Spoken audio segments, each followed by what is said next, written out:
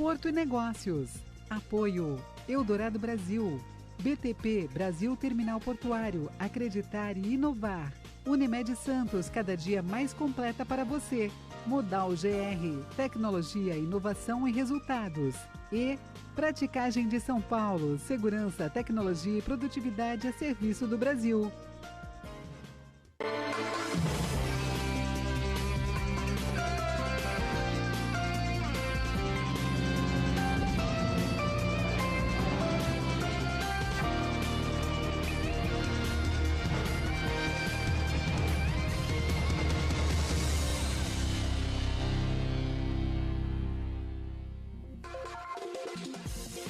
Boa noite. Nos próximos dias 23 e 24 de agosto, temas como a desestatização do Porto de Santos serão debatidos na retomada do Santos Export.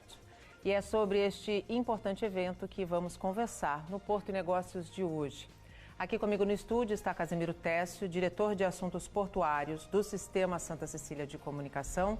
Técio, boa noite mais uma vez, obrigada pela parceria. Boa noite, Nathalie. Boa noite aos espectadores do Porto e Negócios. E também Fabrício Julião, CEO da Uneventos, responsável pela realização do fórum. Fabrício, seja bem-vindo ao Porto e Negócios. Muito boa noite. Boa noite, Nathalie. Boa noite, Tércio. Sempre um grande prazer estar aqui. Boa noite a todos os telespectadores da TV Santa Cecília. Fabrício, o Brasil Export surgiu em Santos, né? Com um fórum que ficou muito tradicional, teve muitas edições e agora está retomando num momento muito especial. Como é que está a tua expectativa? A melhor possível. É sempre muito importante realizar um evento do tamanho hoje do Brasil Export e realizar em Santos, através com o maior porto da América Latina.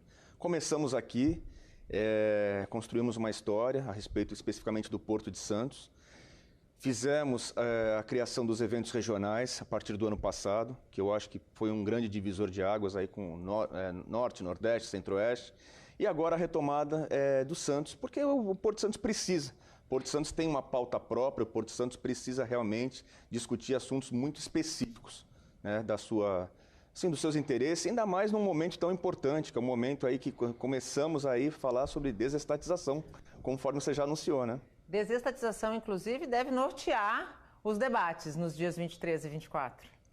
Sem dúvida. É o primeiro painel, é o painel que nós já abriremos os trabalhos falando sobre desestatização. Inclusive, o Tércio será o nosso apresentador, vai fazer que nós temos a figura do apresentador e do moderador. Sim. A figura do apresentador é muito importante, porque estabelece realmente os tópicos que serão discutidos naquele painel. E temos a presença já do ministro Tarcísio, confirmado, do secretário nacional Diogo Piloni, das principais autoridades de Brasília, diretor-geral da ANTAC. Eu acho que vai ser um sucesso. Técio, e a tua expectativa para não só acompanhar o fórum, que eu acho que é importantíssimo, mas estar nesse papel de apresentador desse painel que é talvez um dos assuntos que vão nortear o ano de 2021 e 2022? A responsabilidade é grande, até a gente teve reunião essa semana do conselho do Santos Export e eu até comentei com o presidente do conselho, o Molitsas, né? Ele falou, a programação está muito boa, né? Eu até brinquei com ele, nós vamos botar fogo no parquinho, né? Com relação ao nível da discussão. Mas e esse é o diferencial, porque esse fórum ele vai privilegiar o debate, né? Então, menos exposição e mais confronto de ideias, né? Obviamente, num ambiente portuário que você tem diferentes atores, a unanimidade é muito difícil de ter. Sim. Então, o trabalho de consensuar temas, e um tema polêmico como esse, que é a desestatização, é uma arte, né? E eu fico honrado aí de ser o direcionador da discussão no primeiro painel, que é justamente esse, né? A questão da desestatização e a visão do setor público, né? E do setor privado para o tema. O quão importante, pegando o gancho da tua resposta, o quão importante, na opinião de vocês, é colocar na mesa, né, as visões do setor privado e do setor público quando a gente está falando de privatizar o maior porto da América Latina? Acho que talvez o mais importante, Nathalie, seja nesse momento a gente construir o diálogo com o governo federal. Todos nós sabemos que a desestatização ela vai acontecer. Sim. Né? A Codesa, por exemplo, já está numa fase bem adiantada. Aconteceu já, né? E o Porto de Santos vai passar por isso. Então, e aí uma coisa importante, nós nunca tivemos tantas oportunidades que o governo federal realmente tem sido muito solícito, tem topado participar de conversas, tem participado de vários eventos nossos ao longo do ano. Então, eu acho que é um grande momento. E aí colocar, logicamente, os principais atores junto com o governo. Colocar os presidentes dos terminais, colocar os usuários, colocar o presidente do SOPESP para participar, que representa todos os operadores portuários, o Regis. E com isso, construir. É aquilo que eu falo sempre, o grande papel do Brasil Export, do Santos Export, é a questão de promover o diálogo. E não ser aquela coisa que, como já aconteceu no passado, de ter muita distância entre o governo federal, entre o governo estadual e entre o pessoal daqui. Sim. Então, essa distância diminuiu, essa distância acabou. A gente vem observando em vários regionais nossos o quanto realmente o governo vem participando, e, do outro lado, a importância realmente também da gestão da Companhia Docas. Sim. E aí eu queria também, mais uma vez, reforçar, o presidente Fernando Biral tem participado muito conosco, tem feito um trabalho brilhante. Então, não é um questionamento nosso também para discutir a questão da gestão. Pelo contrário, a gestão já é maravilhosa. O Porto, ele dá lucro. Hoje, depois de um trabalho, né, que começou, inclusive, na tua gestão... Com certeza. Ele saiu de um porto deficitário, e a gente sabe que era deficitário, para um porto que hoje tem dinheiro em caixa. E aí, um dos pontos que são colocados na mesa é: poxa, mas se está caminhando Se está tão bom, por que privatizar? Aí a gente volta, resgata aqueles princípios da capacidade de investimento, né? Então, o governo não vai aportar recursos numa dragagem de aprofundamento, em construir toda a perimetral. Aliás, a quantidade de investimento que, quando a gente encosta no assunto Santos, o valor do negócio todo, ele vai gerar em torno de 10 a 15 bi, né, numa avaliação inicial. Então, esse dinheiro não vai sair do Tesouro da União. Né? No meio da pandemia, educação, assistência a transferência de recursos para as famílias que precisam de fato de recursos, tudo isso é a prioridade financeira do governo. Então, o tema 1 é a capacidade de investimento do setor privado e, obviamente, tirar as amarras da burocratização, né? Porque por mais que a gente tenha uma equipe eficiente... Vocês têm que seguir ritos. O rito da lei de contratações públicas, né? Então, a dragagem está aí, está com os seus, né, os espasmos eternos de gestão contratual pública. Está no setor privado, meu cara, não está funcionando, troca a empresa. Está funcionando, aditiva o contrato sem problemas com o Tribunal de Contas, porque é o dinheiro do privado que está ali no jogo. E a dragagem é só um exemplo do que a privatização vai poder promover do ponto de vista de investimento no porto, né? Sim, e no final do dia capacidade de investimento, enxugar a máquina, né, que já começou esse processo de enxugamento, obviamente, mas dá para enxugar mais. E uma liberdade de negociação contratual muito mais simples, né? Então, pronta resposta, vamos colocar dessa forma. Dentro do tema desestatização, vocês acreditam que a questão da governança, quando a gente fala de desestatização, vai também ser colocada na mesa nesse painel? Sim, vai ser um dos temas que eu vou levantar. E no final do dia, para mim, o núcleo do sucesso da desestatização é como é que você estabelece uma governança privada atendendo um condomínio portuário e a economia brasileira. Exatamente. Se a gente consegue estabelecer essa governança contratual, governança regulatória, né? Então, e aí, assim, papel do Estado, papel do privado. O Estado regulador, né, sai do interventor, sim, passa a ser apenas regulador, e o privado deslancha, efetuando o seu papel, né, na economia e no mercado da infraestrutura. Na opinião de vocês, o Fabrício colocou uma questão que sempre foi muito debatida, especialmente quando a gente falava de Porto de Santos e das antigas gestões da autoridade portuária, esse distanciamento, né? Aliás, até o próprio porto durante muitos anos foi fechado, né? Se manteve fechado como uma alternativa ou como uma estratégia de segurança e hoje, se abrindo, percebe que a relação porto-cidade, que é uma das nossas bandeiras aqui, tem se tornado mais acessível a partir do momento que a transparência gera as relações.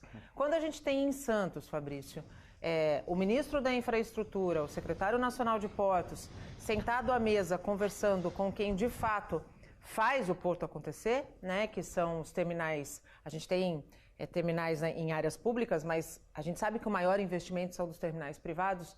O quanto isso, dentro da política do debate da política e do debate da relação porto-cidade, quanto isso é positivo? Só a gente falar um pouco de números, né? Foi falado agora há pouco do impacto aí da desestatização do Porto de Santos, aí dos números envolvidos. O orçamento do Ministério hoje é 6 bi. O orçamento do Ministério como um todo.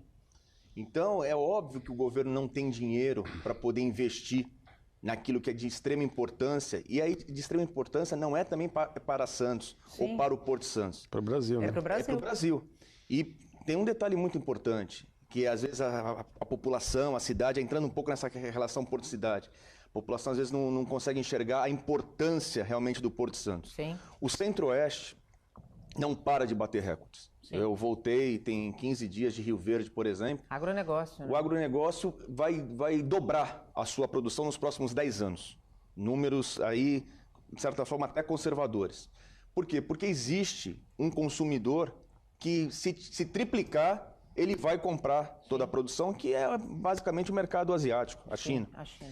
Então, e o que aconteceu ao longo desses anos todos? O setor da infraestrutura não avançou da mesma forma que o setor do agro avançou. Então, nós criamos uma diferença... Distanciamento absurdo. Absurda. Nós temos aquela velha expressão, né, o pessoal fala da porteira para dentro e da porteira para fora. Exato. Né? Nós temos hoje uma necessidade realmente muito óbvia, muito concreta de investimentos em infraestrutura. E isso precisa ser feito pela iniciativa privada. Então, eu acho que esse é o grande motivo, por isso que eu falei, esse assunto, ele é um assunto que não tem mais muita volta, ele é um assunto que nós precisamos conversar, dialogar para aprimorar, esclarecer, para aprimorar algumas questões, porque, de fato, é um assunto que pode comprometer, ele mal formatado, ele mal conduzido, sim, ele pode impactar em várias questões da própria cidade, inclusive. Sem dúvida. Então, esse é um alerta importante. E essa relação, e aí, de novo, a questão Porto-cidade, é uma questão que vem sendo debatida muito por nós também. Porque não existia algumas preocupações, nós não tínhamos essa visão e os assuntos ficavam muito distantes. Talvez por estratégia do passado, sim, mas talvez por uma questão do próprio governo, que não dava a devida atenção. Que não se interessava pelo tamanho de tudo que sai daqui, né? Exatamente, exatamente. Então, essa questão da infraestrutura como um todo hoje, eu vejo portos no Nordeste, portos na região Norte, que estão crescendo, que estão ocupando espaço, que de certa forma estão virando alternativas para carga, para o escoamento de carga. Ou seja, né? Se a gente não fizer a nossa lição de casa aqui, outros portos no próprio país estão fazendo. Exatamente. Assim, o Porto de Santos é o número um. Existe uma questão natural para continuar a ser o número um? Existe, mas nós não podemos ter essa soberba. Né? Nós precisamos realmente ter muito cuidado e aí torna-se fundamental a desestatização do Porto de Santos. Então, a gente vem apoiando muito dentro do Brasil Export. Nós temos uma ótima relação com o governo federal, realmente, porque eu particularmente acredito muito no trabalho que vem sendo feito, liderado pelo ministro Tarcísio. Sim. Eu acho que é uma equipe, desde o ministro, e falando de várias companhias portuárias, equipes técnicas, equipes comprometidas. Né? Então, deixou de ter aquela coisa da indicação política e, logicamente, os resultados todos. Os números falam por si. Novamente, falando de números. Não é que só o Porto de Santos está dando recorde. Todos os portos brasileiros hoje dão lucro. Então, isso é muito importante a gente colocar aqui para os nossos telespectadores. Você concorda, Tércio, com essa colocação do Fabrício? O ponto de melhorar a gestão está aí, né? O balanço das empresas ficou patente quando você faz uma gestão séria com com princípios técnicos. Né? Você pode até indicar, né? Mas você indicar gente que conheça e que saiba o que está fazendo ali dentro. É importante o espectador entender assim, a indicação sempre vai existir. Exato. Mesmo numa empresa privada, existe um conselho de administração que indica os diretores de uma empresa. Sim. Né? Pautado no seu currículo, pautado na sua história técnica, de resultado. Mercado financeiro, inclusive. Funciona desse mesmo jeito. O ponto crucial que a gente chama atenção é, para destravar uma agenda de investimento, para cobrir o passivo de infraestrutura, é preciso um processo de desestatização. Isso já digo que é um debate vencido. A questão agora é como é que a gente constrói um modelo de desestatização que enfrente os anseios, né, e os receios do setor privado com relação à segurança jurídica, que a gente já colocou aqui, com relação à segurança do investimento, enfim, o ambiente negocial do porto, relação capital-trabalho, tudo isso são temas importantes a serem colocados na mesa. Agora, como o Fabrício colocou, o agronegócio, ele tem uma capacidade de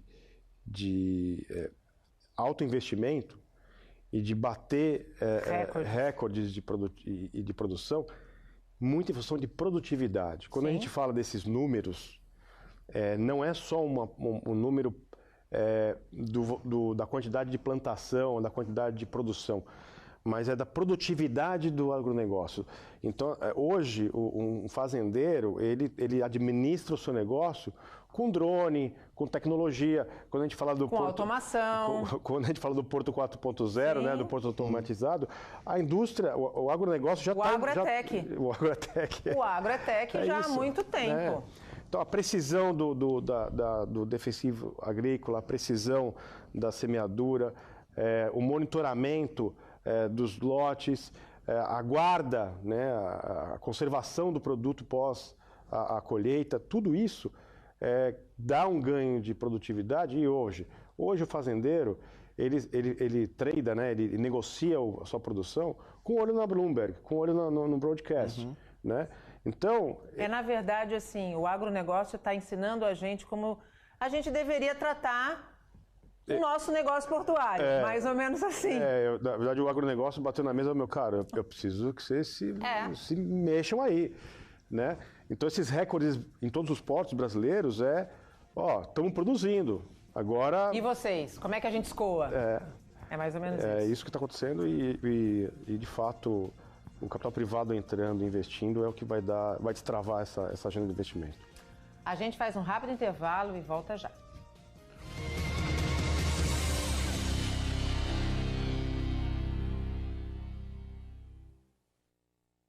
Para fazer de nosso país referência mundial na operação portuária, é preciso determinação.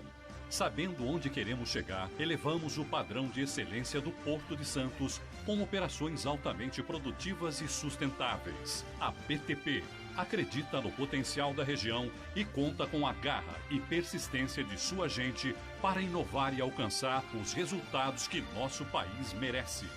Brasil Terminal Portuário. Acreditar e inovar. A Unimed está cada dia mais completa para você. O novo centro médico não para de crescer. Além do pronto atendimento adulto e infantil 24 horas, agora você conta com um moderno laboratório Unimed e com um centro de diagnóstico por imagem. Tecnologia de ponta para realizar seus exames com qualidade e segurança. Viu só? Mudamos para melhor. Mudamos por você. E esse é o jeito de cuidar Unimed. Unimed Santos. Cuidar de você. Esse é o plano. Para problemas complexos não existem soluções simples. Nós transcendemos as limitações suscetíveis à sua empresa e encaramos com uma tecnologia que transforma e expande negócios. Desenvolvemos softwares inovadores, automatizamos processos, implementamos e otimizamos metodologias. Surpreenda-se com nossas soluções. A entrega dos melhores resultados está em nosso DNA. Modal GR. Operando 24 horas por dia e 7 dias por semana, nas duas margens do nosso porto, estão o TEG, Terminal Exportador do Guarujá, TEAG, Terminal de Exportação de Açúcar do Guarujá, e TES, Terminal Exportador de Santos. Com mais de 20 anos de história, gerando milhares de empregos em nossa região e garantindo o escoamento portuário dos granéis sólidos, formando um elo logístico essencial para a cadeia do agronegócio no Brasil. O grupo está se modernizando, substituindo toda a estrutura por equipamentos mais modernos que reduzem a emissão de particulados durante o embarque. TEG, TEAG, TES. O Brasil passa por aqui.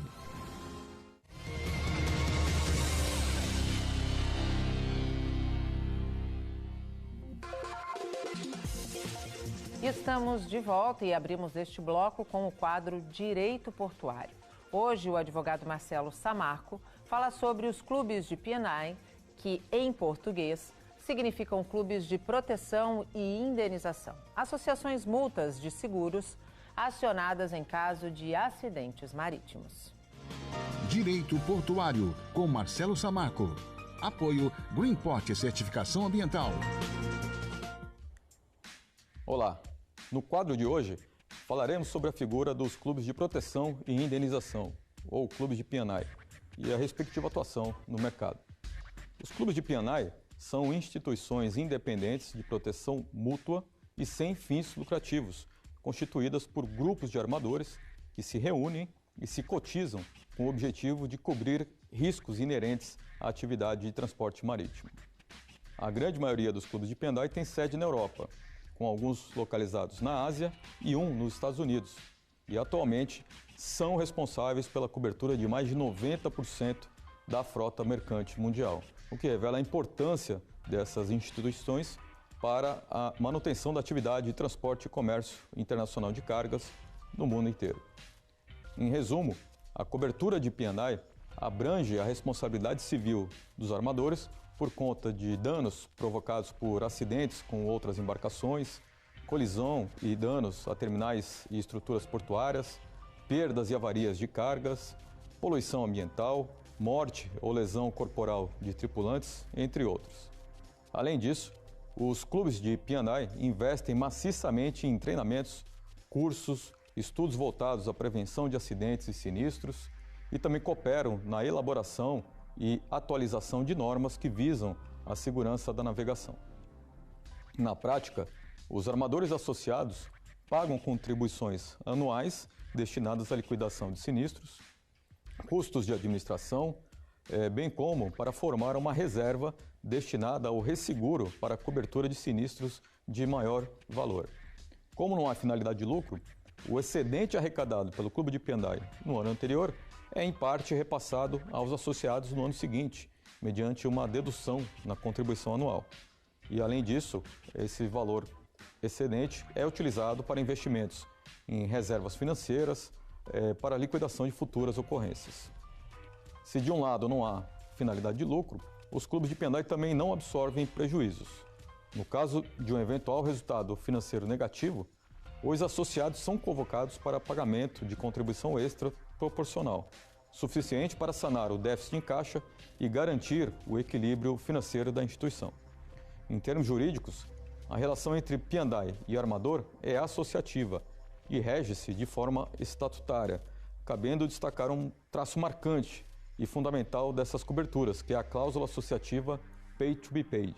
Ou seja, primeiro o associado efetua o pagamento da indenização devida em favor de terceiro, para depois buscar o reembolso junto ao seu clube de P&I, o que impede uma ação direta de terceiro em face do P&I por danos causados pelo amador associado.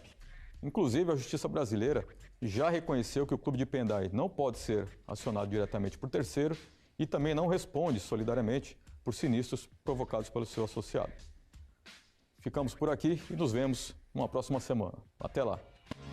Direito Portuário, com Marcelo Samarco. Apoio Greenport Certificação Ambiental. Técio, no caso do acidente com o navio Cap San Antônio, que completou 50 dias no começo dessa semana, o clube foi acionado. Sim, foi acionado e como o Samarco mencionou, esse tipo de ação, ele está em dar rápida resposta a um evento desse tipo, tá? E, obviamente, depois se discute a motivação, né, os motivos, né, do acidente, a culpa, a responsabilidade do acidente, para depois resolver isso do ponto de vista de quem vai pagar a conta no final.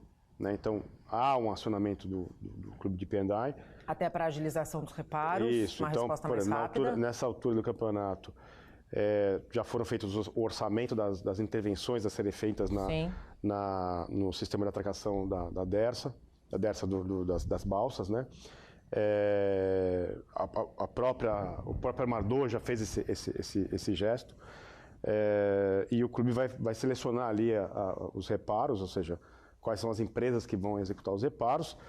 Existe o inquérito, está em andamento, né? Já foi discutido inclusive aqui em outro programa, para entender a motivação do acidente. E aprender algo ou, de repente, até mudar algumas estratégias. Com certeza, eu chuto aqui que vai ter uma mudança no procedimento, no regulamento de exploração do porto, com relação a como os navios deverão sair e entrar no canal, com relação a calados mínimos, né? Para não acontecer o que aconteceu nesse evento. Então, do ponto de vista do assunto, né, do direito portuário de hoje, o rito está sendo cumprido, né? Óbvio, terá o tempo aí de execução da obra, enfim, né? Mas imagina se isso entrasse num processo de apuração de responsável para ver quem vai pagar. Licitação. Não, isso a desestatização do acidente. Exatamente, eu ia falar exatamente isso. É mais ou menos o processo que a gente estava falando no bloco anterior.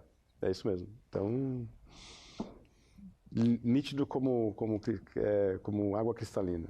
Pegando o gancho do acidente, a gente vai ter no Santos Export algum momento da discussão da importância de uma ligação seca, não impactando e liberando aí o nosso porto até para pensar numa expansão ainda maior, porque a gente sabe que a travessia de balsas é um sistema esgotado.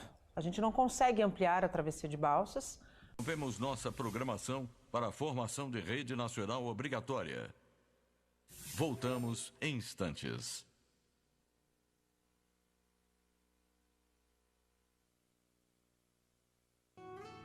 Forma-se neste momento a Rede Nacional de Rádio e Televisão para o pronunciamento do ministro da Cidadania, João Roma. Boa noite. Na última segunda-feira, o presidente Jair Bolsonaro entregou ao Congresso Nacional a medida provisória que cria o Auxílio Brasil. Novo programa social, o Auxílio Brasil representa evolução no conceito de transferência de renda e de assistência às famílias em condição de vulnerabilidade. Com essa medida, o governo federal integra várias políticas públicas de assistência social, saúde, educação e emprego. Ao mesmo tempo em que garante uma renda básica às pessoas que estão na faixa de pobreza e de extrema pobreza, oferece ferramentas para a emancipação socioeconômica. Estamos falando aqui de inserção no mercado de trabalho e de autonomia na conquista de qualidade de vida. Em busca do acesso à cidadania com liberdade de escolha, o Auxílio Brasil vai oferecer trilhas para as pessoas se emanciparem. Famílias que vivem no campo serão estimuladas a produzir alimentos, com garantia de compra pelo poder público e de distribuição para chegar à mesa daqueles que mais precisam, dando assim uma grande contribuição para a segurança alimentar e nutricional em nosso país. Famílias das áreas urbanas terão acesso a microcrédito e educação financeira para empreender e vislumbrar novos horizontes. Todo brasileiro deve ter a chance de mudar sua realidade, desde a primeira infância até a vida adulta. O Auxílio Brasil vai promover o desenvolvimento infantil e juvenil por intermédio de apoio a gestantes, nutrizes, crianças e adolescentes. Estamos dando condições para nossas crianças desenvolverem as habilidades físicas, cognitivas e afetivas, principalmente nos primeiros 36 meses de vida, que são fundamentais para um crescimento saudável. O Auxílio Brasil vai apoiar o aluno que se destacar em competições científicas, como Olimpíadas de Matemática. Também vai conceder benefício ao atleta estudantil que se destacar nos jogos escolares. Isso é cidadania, dar condições para a pessoa, desde cedo, exercer o seu papel na sociedade. O governo federal vem dando mostras de agilidade e eficiência no combate à maior crise sanitária, social e econômica que o mundo já enfrentou. Em abril do ano passado, ainda no início da pandemia, o auxílio emergencial foi concebido como uma resposta imediata para amparar a população carente. Em tempo recorde, o governo federal ergueu uma operação gigantesca de cadastramento, inclusão digital e pagamento do benefício para milhões de brasileiros, muitas vezes impossibilitados de garantir o sustento de suas famílias. Mais da metade da população foi assistida. Instituições internacionais, como as Nações Unidas e o Banco Mundial, elogiaram o Brasil por ter, de forma inovadora e eficaz, combatido o crescimento da pobreza. Este ano, voltamos a pagar o auxílio emergencial e o presidente Jair Bolsonaro prorrogou por mais 3 meses o benefício, que seguirá até outubro. Junto com a vacinação em massa e a retomada da economia, implementamos um programa social integrado, prova de que a maior disposição deste governo é cuidar das pessoas. Com apoio e contribuição do Congresso Nacional, o Auxílio Brasil chegará em novembro para milhões de famílias brasileiras, sem abrir mão da responsabilidade fiscal. O Auxílio Brasil é uma conquista da sociedade, amplia a abrangência do Sistema Único de Assistência Social, dá transparência à cesta de benefícios e confere instrumentos para o cidadão melhorar de vida. Como braço social do governo federal, o Ministério da Cidadania está empenhado em fazer do Auxílio Brasil um marco histórico nas políticas públicas de transferência de renda.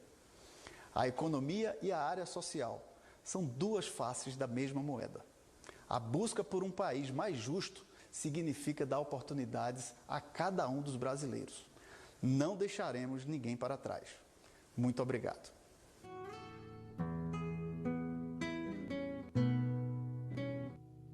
Pátria Amada Brasil. A gente tem um porto no meio dessa travessia de balsas e a gente já tem a aprovação de navios maiores chegando, né? E quando a gente fala de tudo isso, a gente fala também do impacto na cidade, né? Quando hoje a gente precisa que um navio passe, a travessia para, né?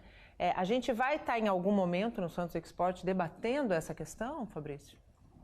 Esse assunto deve fazer parte do roteiro da própria desestatização, porque assim como foi falado de dragagem, como foi falado aí de outros assuntos hoje importantes do porto, esse é um assunto que, logicamente, ele precisa ser conversado, nós precisamos conversar com as autoridades e ver qual vai ser esse encaminhamento.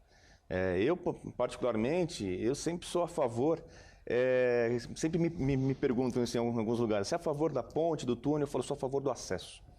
Eu acho que não dá mais para o porto não ter acesso de um lado para o outro.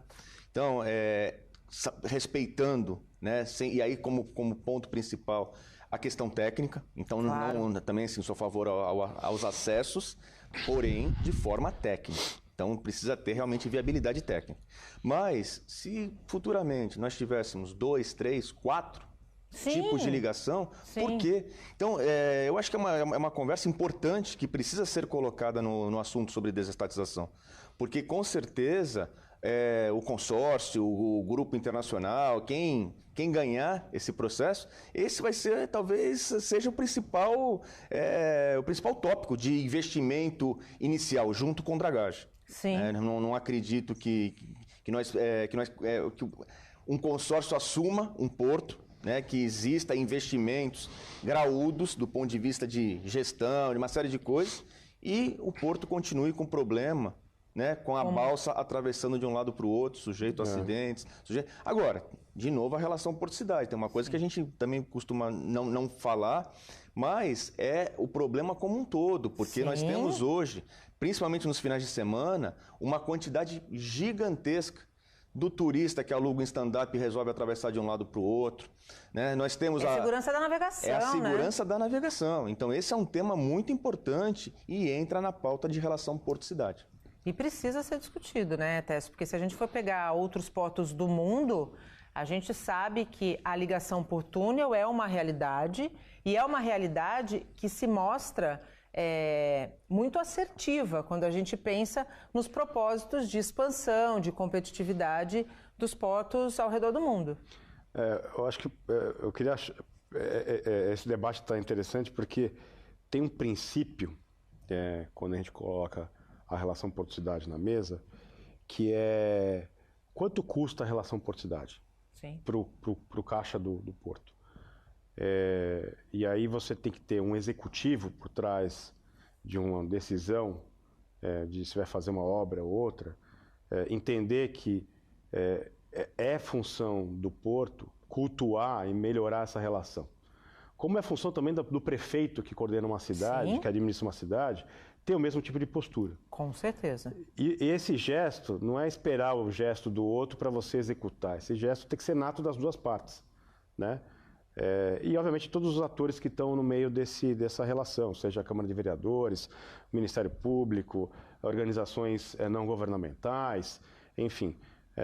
Todos os atores, né, dessa novela, né, desse filme, precisam ter um diálogo único, que precisam melhorar a relação.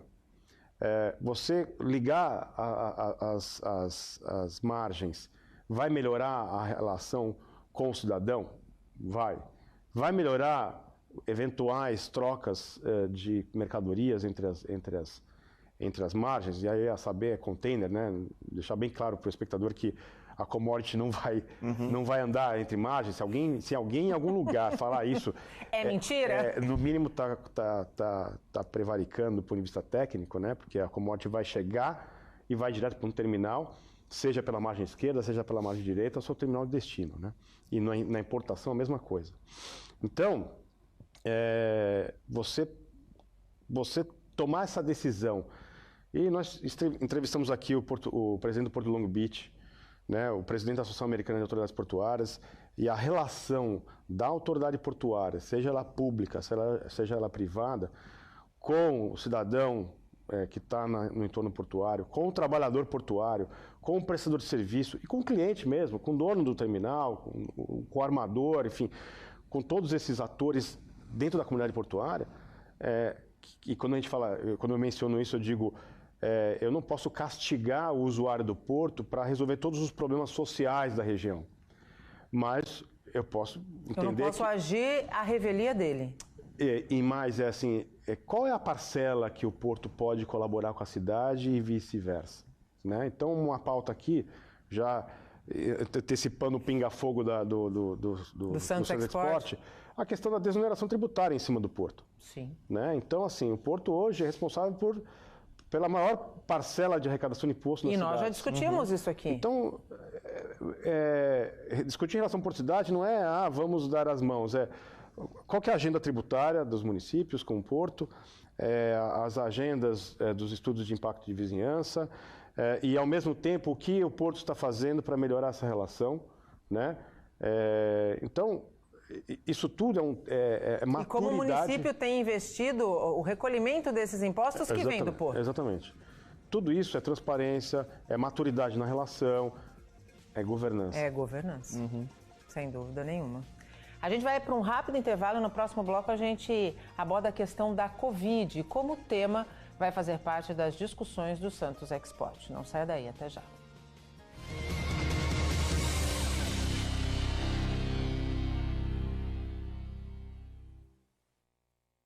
Para fazer de nosso país referência mundial na operação portuária, é preciso determinação. Sabendo onde queremos chegar, elevamos o padrão de excelência do Porto de Santos com operações altamente produtivas e sustentáveis. A BTP acredita no potencial da região e conta com a garra e persistência de sua gente para inovar e alcançar os resultados que nosso país merece. Brasil Terminal Portuário. Acreditar e inovar. A Unimed está cada dia mais completa para você. O novo centro médico não para de crescer. Além do pronto atendimento adulto e infantil 24 horas, agora você conta com um moderno laboratório Unimed e com um centro de diagnóstico por imagem. Tecnologia de ponta para realizar seus exames com qualidade e segurança. Viu só? Mudamos para melhor. Mudamos por você. E esse é o jeito de cuidar Unimed. Unimed Santos. Cuidar de você. Esse é o plano. Para problemas complexos não existem soluções simples. Nós transcendemos as limitações suscetíveis à sua empresa e encaramos com uma tecnologia que transforma e expande negócios. Desenvolvemos softwares inovadores, automatizamos processos, implementamos e otimizamos metodologias. Surpreenda-se com nossas soluções.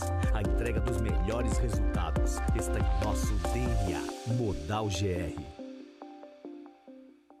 Operando 24 horas por dia e 7 dias por semana, nas duas margens do nosso porto, estão o TEG, Terminal Exportador do Guarujá, TEAG, Terminal de Exportação de Açúcar do Guarujá e TES, Terminal Exportador de Santos. Com mais de 20 anos de história, gerando milhares de empregos em nossa região e garantindo o escoamento portuário dos granéis sólidos, formando um elo logístico essencial para a cadeia do agronegócio no Brasil. O grupo está se modernizando, substituindo toda a estrutura por equipamentos mais modernos que reduzem a emissão de particulados durante o embarque. TEG, TEAG, TES. O Brasil passa por aqui.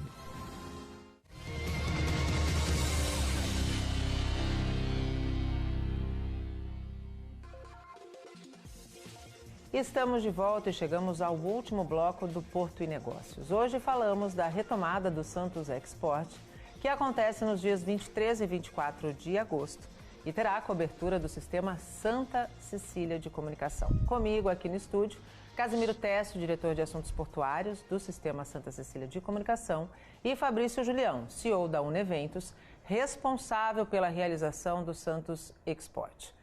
Fabrício, vou pegar o gancho do que eu anunciei na abertura desse bloco e te perguntar a importância de uma TV regional, né, que tem por trás uma universidade, um propósito de formar, de qualificar, estar como parceira dessa edição de retomada do Santos Export. Fundamental. Quero aqui mais uma vez agradecer a vocês, agradecer à família Teixeira pela confiança e da nossa parte. Por que eu falo que é fundamental? Porque o Porto hoje, ele precisa de algumas coisas, além de tudo que a gente já conversou sobre desestatização, investimentos, mas ele precisa muito da capacitação, ele precisa muito da questão da inovação, da tecnologia. E isso está diretamente ligado ao papel de uma universidade consolidada e importante como é o Santa Cecília aqui na região.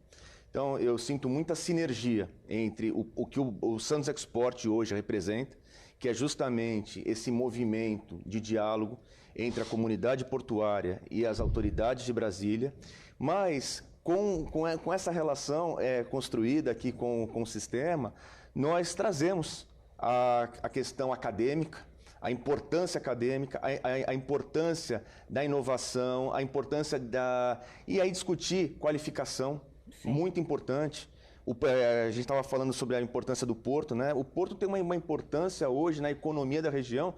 Se o porto fechar, acabou a Baixada Santista. Então, isso é muito importante, novamente, que aqui quem nos assiste tem essa referência da importância do Porto de Santos. E aí da importância de ter realmente uma universidade cumprindo esse papel, que é o papel de qualificar, de ensinar, né, de criar oportunidades de geração de emprego. Então, eu estou muito feliz mais uma vez e tenho certeza que será um sucesso. Eu estou com muita expectativa para esses próximos dias aí.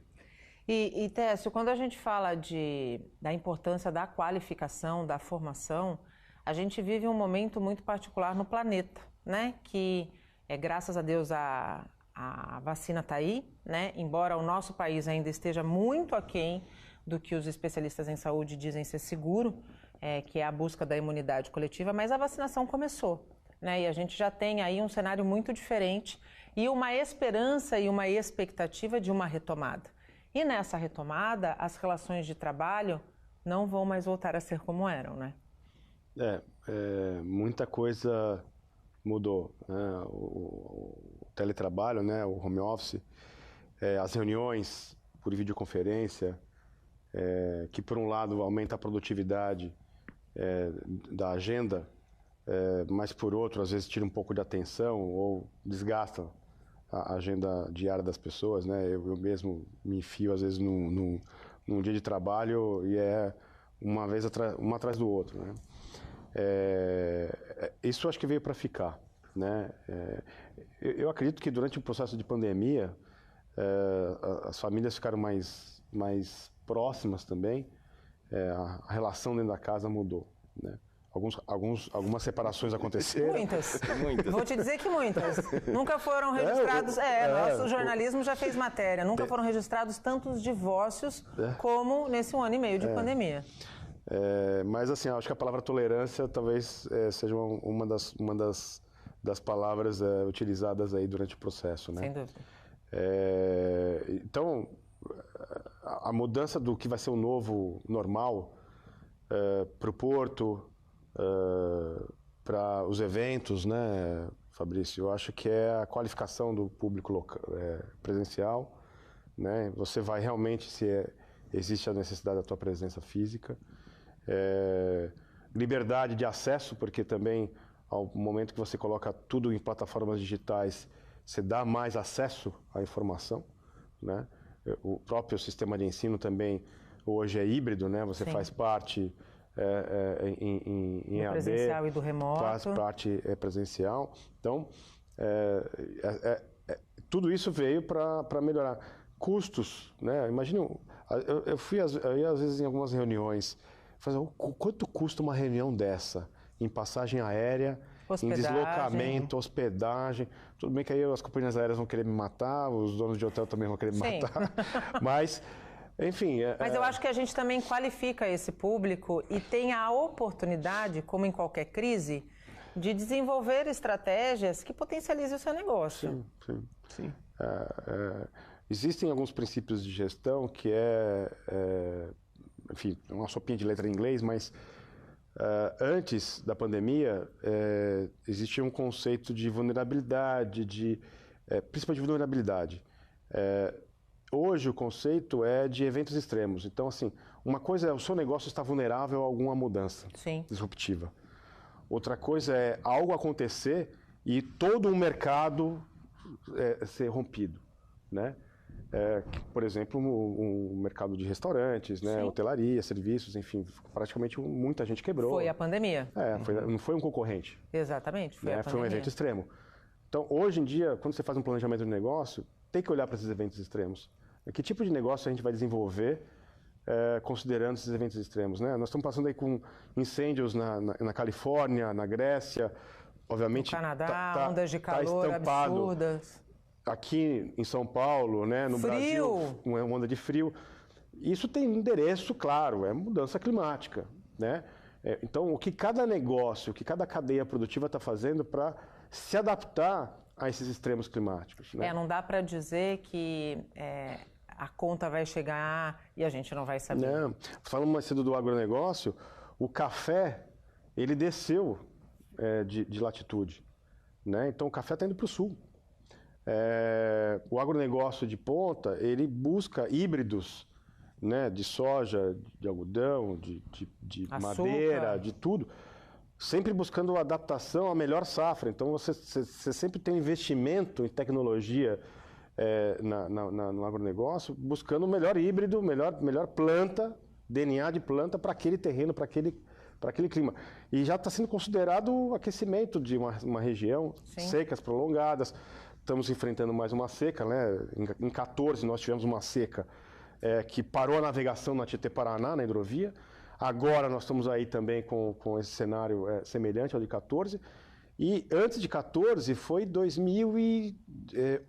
2001 para 14, 13 anos. De 14 para 21, 7 anos. A gente está caindo. Não vai demorar mais tanto. São yellow flags, né? Bandeiras amarelas sendo levantadas para atenção ao executivo. E o executivo público, o executivo privado, enfim, qualquer que seja o negócio, a gente tem que estar preparado. Então a pandemia ela foi um tapa na cara. Uma disrupção total. E agora eu acho que mudanças climáticas está aí na pauta do mês, né? Nós vamos ter que trabalhar com um mundo mais agressivo, né? Do ponto de vista aos negócios e à vida das pessoas. E essa expectativa pós-Covid, Fabrício, vai estar certamente no centro das discussões do Santos Export. Com certeza. Essa é a bola da vez, né? É o assunto do momento. E nós precisamos agora pensar no pós-Covid. Nós precisamos agora começar a discutir a questão da retomada. Tem, de novo, investimentos sérios aí a serem feitos. do ponto de vista privado. Né? Isso impacta diretamente na questão da segurança jurídica, né? Existe essa eterna preocupação nossa. Então, eu acho que serão 2 dias importantes, de novo, exclusivamente para o Porto de Santos. O assunto da Covid, ele trouxe, conforme o Tércio falou, realmente nós aprendemos muito. Aprendemos a priorizar certas coisas, a priorizar as nossas agendas, a escolher certos momentos, convívio familiar. Sim. Eu acho que isso foi uma questão muito importante. Agora, falando do ponto de vista de negócios, algumas coisas eu tenho certeza que não voltam. Né? Faz falta esse convívio, esse contato. Eu tenho acompanhado os nossos eventos, nós já começamos com a maratona dos nossos regionais. Sim. E o pessoal tem falado muito isso. Nós temos hoje 270 conselheiros espalhados pelo Brasil. E muitos que eu passei o ano todo fazendo lives com eles e reuniões. Então, quando chegava, e ainda com máscara, né, o conselheiro chegava com máscara e ele vinha vindo na sua direção e falava, eu sou fulano. Né? Era uma sensação esquisita. Mas depois você percebe o quanto é gostoso realmente você conviver. Então, isso vai acontecer, por exemplo, no Santos Export. Esse modelo vai continuar sendo híbrido? Vai. No evento, por exemplo, agora no Sofitel, 2 dias exclusivos para patrocinadores, para os nossos conselheiros e para as autoridades que virão de Brasília, de São Paulo. O nosso público todo de forma online assistindo, né? Acompanhando através aqui da Santa Cecília. Sim. Eu sei que você vai estar lá esses dias lá conosco. Então, acho que vai ser muito bacana porque essa super cobertura regional vai fazer a diferença também. Mas e o evento todo é totalmente transmitido online. Então, essa é a nossa ideia e... mais uma vez, convidar vocês para que possam participar, para que possam assistir aqui, né, na TV Santa Cecília e aprender, sempre aprender e se preocupar com as questões do Porto de Santos. Né? Essa é uma preocupação que precisa realmente estar no radar aqui da população. Você citou que vocês retomaram os regionais, né? E quem acompanha as redes sociais do Brasil Export percebe que o evento já teve em regiões importantes do país. Rio Verde, você citou. E a gente sabe que cada porto tem a sua especificidade. A gente sabe também que o modelo definido pela Codesa para o Porto de Vitória vai, de uma certa forma, balizar as outras privatizações. No entanto, a gente não pode bater o martelo dizendo que o pacote de lá, o envelope de lá, vai ser o mesmo envelope daqui, porque a gente tem que respeitar as nossas particularidades. De que maneira essas diferenças que a gente encontra em cada porto contribuem para a troca de informações que acaba acontecendo no evento final, que é o Brasil Export? Nós encontramos realidades completamente diferentes. Na verdade, o Brasil é um país, na verdade, com vários países dentro do próprio país. Então, nós viajamos para o norte, por exemplo, em Belém, e nós encontramos lá uma realidade completamente diferente do que foi visto no Nordeste, e de certa forma próximo. Porque ali com expectativas diferentes. Então nós temos no Nordeste uma expectativa muito voltada para a questão da ferrovia, que é um modal extremamente importante e que vai fazer a diferença dos portos da região Norte e Nordeste. Para o Norte já tem uma outra expectativa, né, muito voltada para a questão inclusive de barcaças, que é uma preocupação agora do Sul. Passando o Santos Export, nós vamos para o Sul Export e lá o potencial das hidrovias é um potencial muito forte que será debatido. Então, isso tudo, a gente acaba, logicamente, depois de todos os regionais, levando para Brasília e aí acontece a edição do Brasil Export, que é um grande resumo desse trabalho feito ao longo do ano. Eu costumo sempre frisar isso, o Brasil Export, ele é um fórum permanente, então nós damos início em fevereiro, com todo o planejamento nosso, e nós encerramos em dezembro. Então, ao longo do ano, promovemos lives, agora as lives, né, que vieram para ficar e facilitaram muito. Os encontros regionais, mas a gente encontra muito isso, Nathalie. É muito importante que, mesmo na questão de modal rodoviário, por exemplo, que é um modal que vai continuar também. A rodovia, ela não deixa de existir, a gente só não pode mais ser dependente dela. Exatamente, mas eu brinco o seguinte, não existe cabotagem na Avenida Paulista. Exatamente. Né? O navio não vai chegar lá nunca, então o modal rodoviário vai precisar sempre existir, principalmente na última milha que a gente chama. Sim. Então, por mais que tenhamos aí uma cabotagem eficiente, né, a cabotagem, a ligação entre os portos através dos navios. Nós temos aí realmente a multimodalidade. Sim. E aí o que eu acho que é realmente uma preocupação comum de todas as regiões. E aí sim, eu acho que é a questão multimodal, que inclusive do Porto de Santos também. Exato. Nós precisamos, de uma vez na por ferrovia, todas, acabar com essa história, né, de ferradura, de problemas ligados à ferrovia como um todo, né, do rodoviário. Precisa travar, né, esses impasses. Precisamos de uma questão que você falava no começo do programa, que é planejamento. Nós precisamos ter um planejamento, e um planejamento pensado através de todos os modais. Sim. Então, esse é o nosso grande objetivo. Até porque, se a gente não tiver planejamento, de nada vai adiantar a gente ter um PDZ, né, Técio? Eu chamo aqui o grande economista e filósofo Peter Drucker.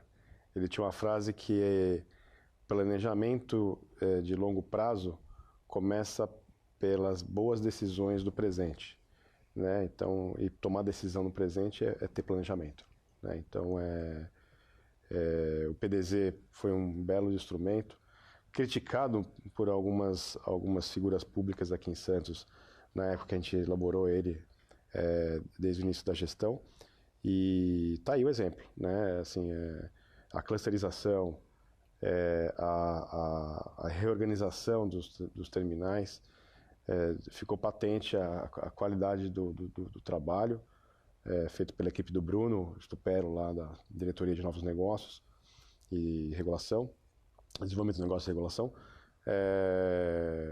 deu um exemplo aí de planejamento, né? E tá aí, os arrendamentos estão acontecendo, os leilões, né, as outorgas, enfim, né? Conseguimos convencer o ministro Tarcísio, e ele prontamente atendeu, a reversão da outorga para investimento dentro do próprio cluster portuário. Começou com Paranaguá, depois a gente entrou na esteira. Enfim, trabalhar com planejamento, investir tempo no planejamento é fundamental para você ter uma boa execução lá na frente. E um planejamento que independa de partido, né? Sim. E de quem está sentado na cadeira. Tem que ser em prol do Brasil, em prol da economia brasileira. Eu defendo alguns partidos aí que eu já falei em alguns lugares, né? Partido da Engenharia, Partido do Porto, são os partidos temáticos. O principal partido que eu defendo é o Partido da Educação. O dia que a gente tiver a educação vista com seriedade, com a qualidade que ela merece, a gente, de fato, vai se tornar uma sociedade e um país diferente também. Concordo contigo, Nathalie. Precisa acabar, me desculpa, mas precisa acabar com essa história no Brasil como um todo, de projeto de governo. Exato. Né? É projeto de Estado. De Estado. Muda o governo, mas aquilo continua. Exato. Isso é uma coisa, e aí, novamente, mérito para o atual ministro. Porque o ministro, a principal bandeira foi acabar com as obras inacabadas. Exatamente. Né? Então, assim... BR-63... Então, ele tem tido muito sucesso, primeiramente, terminando aquilo que alguém começou, porque aquilo que alguém começou é importante para toda essa cadeia logística do Brasil. Então, esse eu acho que é um pensamento importante, deixar de ter aquele projeto do governo A, B ou C. As vaidades, né? As vaidades. Exatamente. Os stamps. Exatamente. E aqui nós temos um exemplo clássico na região, né, que eu vou ter que tocar nesse assunto, que é a questão da revitalização dos armazéns do nosso centro histórico. Exatamente. Mas isso dá um tema para um outro programa. E a gente, infelizmente, chegou ao fim do Porto e Negócios desta quinta-feira. Eu queria muito, Fabrício, te agradecer a disponibilidade de estar falando um pouquinho do que a gente vai encontrar nos próximos dias 23 e 24. Agradecer também a confiança no trabalho de todo o sistema de comunicação. Dizer para você que o mesmo propósito que a gente tem no Porto e Negócio, você pode ter certeza, a gente vai levar para a cobertura dessa edição de retomada, num momento muito importante da economia, para que a gente possa, de fato, contribuir deixando legado, né, Técio? É isso aí. Mais uma vez, Porto Negócios cumprindo a sua função. É isso. Muito obrigada, viu, Fabrício? Muito obrigado, Nathalie. E mais uma vez quero reforçar o quanto eu estou feliz com essa parceria do Porto Negócios, do Sistema Santa Cecília e do Brasil Export, Santos Export. É isso, Técio. Muito obrigada pela participação e pela parceria mais uma vez. Até semana que vem. Obrigado, Nathalie. Obrigado, Fabrício, pelo convite. E obrigado a você aí em casa e na internet que está acompanhando com a gente nessa nova temporada de Porto Negócios. O Porto e Negócios termina agora. Obrigada a você que ficou conosco. A gente se vê na próxima quinta-feira, a partir das 8 horas da noite. Até lá. Tchau.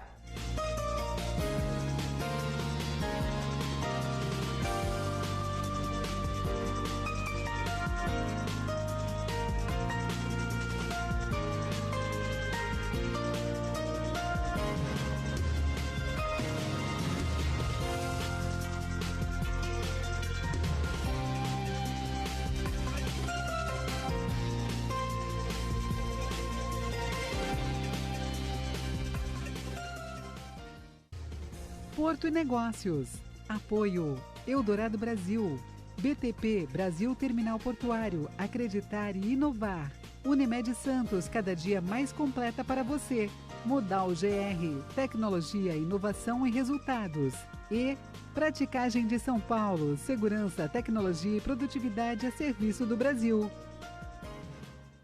Olá, eu sou Vanessa Toledo e se você é daquelas pessoas que gostam de comprar ou vender carro direto para outras pessoas, esse hashtag Fica a Dica é para você.